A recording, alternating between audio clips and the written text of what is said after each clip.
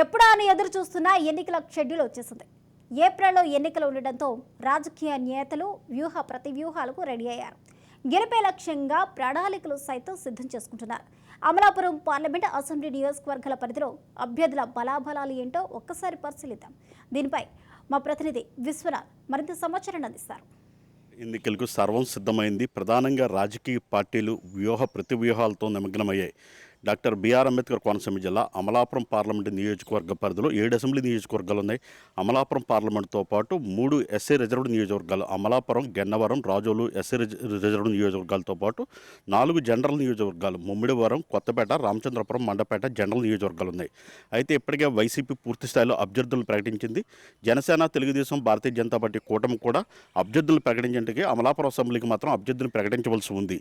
అదేవిధంగా అమలాపురం పార్లమెంటుకు కూడా తెలుగుదేశం, జనసేన, బీజేపీ ఉమ్మడి అభ్యర్థిని కూడా ప్రకటించవలసి ఉంది. ప్రస్తుతం ఇప్పటివరకు నియోజకవర్గాలను పరిశీలిస్తే అమలాపురం పార్లమెంట్ నియోజకవర్గంలో వైసీపీ అభ్యర్థిగా రాపాక వరప్రసాద్ని ప్రకటించారు. అయితే తెలుగుదేశం ఈ ఉమ్మడి అభ్యర్థిని ప్రకటించవలసి ఉంది.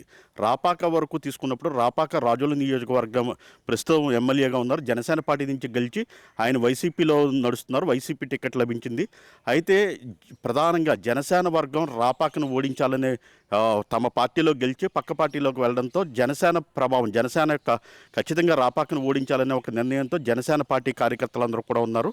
మరోపక్క రాపాకకు కూడా యాక్చువల్ ఎంపీగా పోటీ చేసేందుకు అయిష్టత చూపించారు. కానీ అధిష్టానం ఆదేశాలతో ఆయన బరిలోకి దిగడం జరిగింది.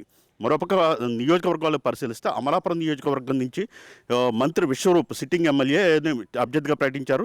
అయితే తెలుగుదేశం అభ్యర్థిని ప్రకటించవలసి ఉంది. తెలుగుదేశం, జనసేన, బీజేపీ ఉమ్మడి అభ్యర్థిని ప్రకటించవలసి ఉంది. ఇంకా దానిపై జనసేనగా టీడీపీకి అన్న దాని మీద ఇంకా చర్చలు నడుస్తున్న పరిస్థితి. ఇటువంటి పరిస్థితుల్లో విశ్వరూపుని అభ్యర్థిగా ప్రకటించారు. అయితే విశ్వరూపు ఇటీవల జరిగిన జిల్లా పేరు మార్పు ఏదైతే వివాదం ఉందో దాంట్లో కీలకంగా విశ్వరూపు యొక్క పాత్ర ఉంది అనే దానిపై ఇక్కడ స్థానికంగా ఒక ఇది ఉంది. ఆ తర్వాత జరిగిన అల్లర్ల పరిణామం, కేసుల యొక్క వివాదం కూడా ఉంది. ఈ పరిస్థితుల్లో విశ్వరూపుకి ఇవి కొంత మైనస్ అయినప్పటికీ కూడా మంచి వ్యక్తి, అభివృద్ధి చేసే వ్యక్తి అనేది కూడా స్థానికంగా ఉన్న పరిస్థితి. ఏదేమైనా తెలుగుదేశం అభ్యర్థిని బట్టి ఇక్కడ ఏదైతే రాజకీయ ప్రాధాన్యత ఏర్పడుతుంది. మరోపక్క తీసుకుంటే ముమ్మిడివరం నియోజకవర్గం నుంచి వైసీపీ అభ్యర్థిగా పొన్నాడ వెంకట సతీష్ కుమార్ని, అదేవిధంగా తెలుగుదేశం అభ్యర్థిగా దాట్ల సుబ్బరాజు బుచ్చిబాబుని ప్రకటించారు. దాట్ల బుచ్చిబాబు గతంలో కూడా తెలుగుదేశం ఎమ్మెల్యేగా పనిచేశారు. ప్రస్తుతం పొన్నాడ కాంగ్రెస్ వైఎస్ఆర్సీపీ జిల్లా అధ్యక్షునిగా ఉన్నారు, ప్రధానంగా సిట్టింగ్ ఎమ్మెల్యే. అయితే ఈయనకి మత్స్యకార సామాజిక వర్గం, ముమ్మిడివరంలో తీసుకుంటే మత్స్యకార సామాజిక వర్గం చాలా అధికంగా ఉంటుంది. మత్స్యకార సామాజిక వర్గానికి చెందిన వ్యక్తి పొన్నాడ వెంకట సతీష్ కుమార్. అయితే పొన్నాడ వెంకట సతీష్ కుమార్కి మల్లాడి కృష్ణారావుకి మధ్య కొంత విభేదాలు ఏర్పడంతో మల్లాడి ఈసారి ఎన్నికల్లో ఎట్టి పరిస్థితులను పొన్నాడ వెంకట సతీష్ కుమార్ను ఓడించాలనే మత్స్యకార సమాజ వర్గానికి చెందిన మల్లాడి కృష్ణారావు కూడా తీవ్రంగా ప్రయత్నిస్తున్నారు. ఈయన పాండిచేరిలో పుదుచ్చేరి ప్రభుత్వానికి సంబంధించి సలహాదారుగా ఉన్నారు.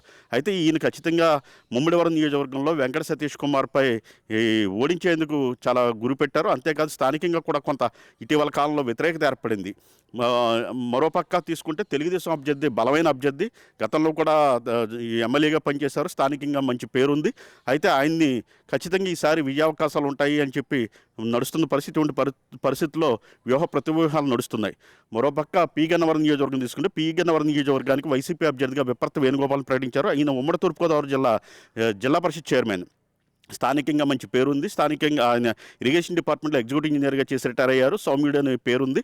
ఈసారి ఎన్నికల బరిలో ఆయన ఉన్నారు. మరోపక్క టీడీపీ మహాసేన రాజేష్ని ప్రకటించింది. అయితే మహాసేన రాజేష్ పట్ల ఇక్కడ వ్యతిరేకత హిందూ వర్గాల నుంచి, అలాగే జనసేన, అన్ని సామాజిక తెలుగుదేశం పార్టీ లోకల్ స్థానికంగా ఉన్న తెలుగుదేశం జనసేన కూటమి నుంచి కూడా మహాసేన రాజేష్కి వ్యతిరేకత వ్యక్తమైంది. ఈ పరిస్థితిలో మహాసేన రాజేష్ పార్టీకి ఏమైనా ఇబ్బంది కలిగే పరిస్థితులు ఉంటే తను తప్పుకుంటానని చెప్పారు. అయితే పార్టీ క్లియర్గా ఇంకా ప్రకటించలేదు. అక్కడ వేరే అభ్యర్థిని తీసుకొస్తారని ప్రచారం అవుతూ నడుస్తుంది. అయితే మహాసేన రాజేష్ అయితే మాత్రం నేను ఖచ్చితంగా పార్టీకి ఇబ్బంది కలిగితే తప్పుకుంటానని చెప్పాను, కానీ అధిష్టానం ఇంకా నా మీద ఎటువంటి డిక్లేర్ చేయలేదు, నేను నియోజకవర్గంలో వస్తానని చెప్తున్న పరిస్థితి.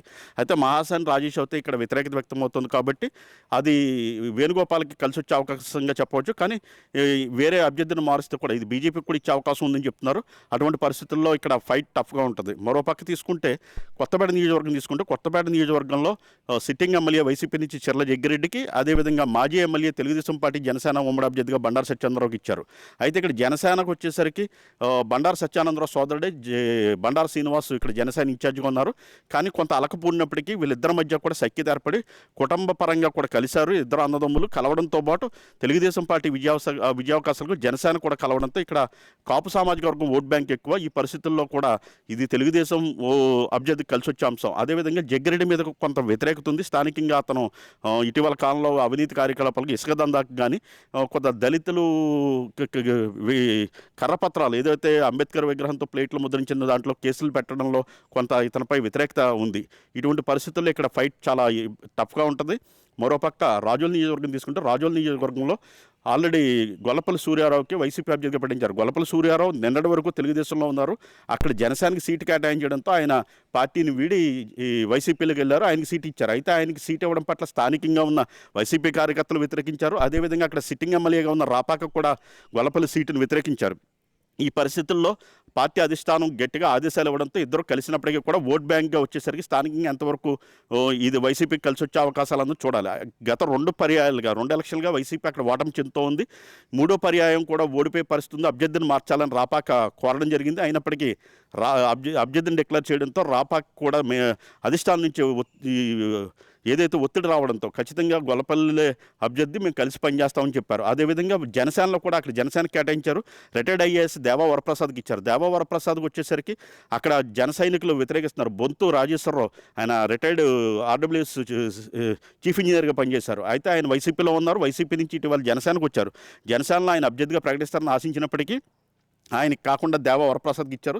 దేవా వరప్రసాద్కి ఇవ్వడంతో ఇప్పుడు అక్కడ జనసేన 2గా చీలి ఆందోళన చేపిస్తున్నాయి. అంటే మొత్తం కలిస్తే కూటమంతా కలిస్తే కూడా అక్కడ దేవా వరప్రసాద్ కలిసి వచ్చే అవకాశం లేకపోతే స్థానికంగా ఇప్పుడు వైసీపీకి కూడా అక్కడ గెలిపించుకునే అవసరం 2 పర్యాలు ఓటమి చెందుతున్న సందర్భంలో వైసీపీని ఖచ్చితంగా గెలిపించుకోవాల్సిన అవసరం ఉందనేది పార్టీ అధిష్టానం భావన. మరో పక్క తీసుకుంటే మండపేట నియోజకవర్గంలో ఇద్దరు అభ్యర్థులు నువ్వా నేనా అన్నట్టుగా ఉన్నారు. వైసీపీ నుంచి ఎమ్మెల్సీ తోట తిరుమూర్తులకి ఇచ్చారు. అదేవిధంగా తెలుగుదేశం వేగేలు జోగేశ్వరరావుకి దాదాపు తెలుగుదేశం కంచుకోట మండపేట అనేది తెలుగుదేశం కంచుకోట. అటువంటి కంచుకోటను బద్దలు కొట్టేందుకు వైసీపీ వ్యూహం పొందుతుంది.